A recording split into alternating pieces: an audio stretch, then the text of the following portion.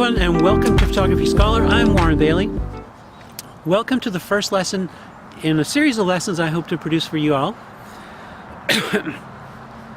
In this first lesson, we're not going to really talk about the camera too much.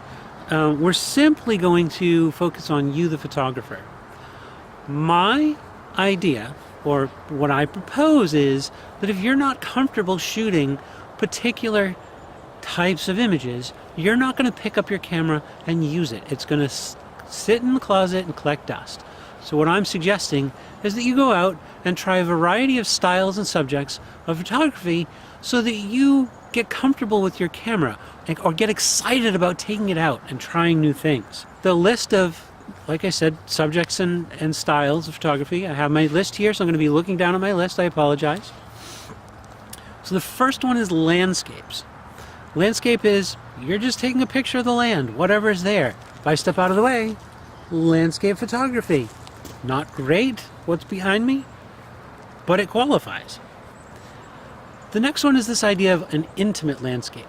That's where you focus on just a tree or just a rock or something interesting that's in the landscape that you want to take a picture of. The next thing we're going to be talking about is a full-length picture of somebody, much like a fashion style. In fact, I would suggest that you go out and shoot something that you consider to be fashion.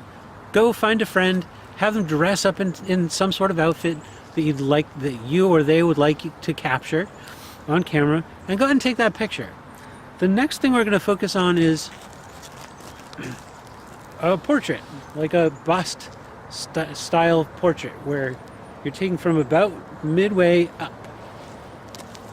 Then we're going to focus on a portrait, close up, just a headshot, just like this. Hello, head. Architecture. Architecture and landscape can be very similar. The difference between the two is that architectural photography focuses on a particular structure. And I'm very careful not to say building, because it could be a bridge. It could be a monument. Sunrise or sunset photography, it's really hard to get up for a sunrise, but it is so worth it. Macro photography. Macro photography is where you get really, really close to something, like, let's just shoot an eyeball. That's macro photography. And the last one is candids, which is not the same as impromptus. An impromptu is when you call your buddy over and you say, hey buddy, and here's my buddy coming over right now. That's an impromptu. A candid is when, the kids are playing, they're doing their own thing, and you take their picture without them posing for any particular picture as you're shooting. Next, we're onto the gallery of pictures. Go have fun, enjoy, and we'll see you back at the end of the video.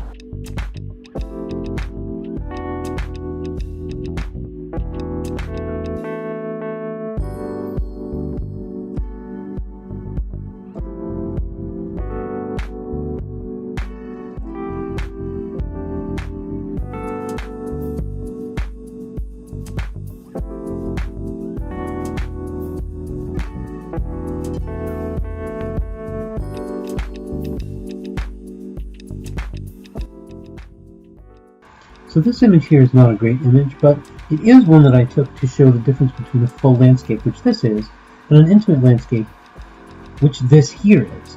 This is simply a section of the ice from a prior image.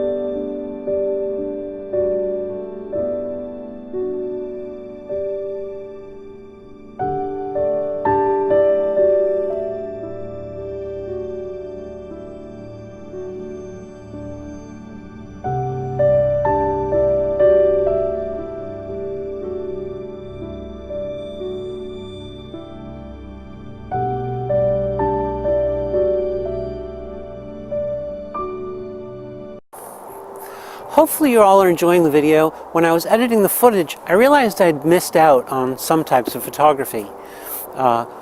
Those being pet photography, wildlife photography, street photography, nighttime photography, and sports photography and astrophotography. Now, I don't typically shoot sports photography myself. When I go to a sporting event, I don't enjoy shooting at the event, so I'm not going to show you any examples of sports photography. You probably, I'm sure, already know what type of image that is. I don't shoot astral photography, so I have no examples of that either. It's something I would like to do more of, and that's what Photography Scholar is all about, pushing me to learn new things and hopefully sharing things with you along the journey. But I do have some examples of street photography, and I have one picture of my pet. I didn't want to go crazy. I have some pictures of wildlife. I've been very fortunate to travel to a bunch of the national parks here in the States. Hopefully you'll enjoy the rest of the video. We'll see you at the end.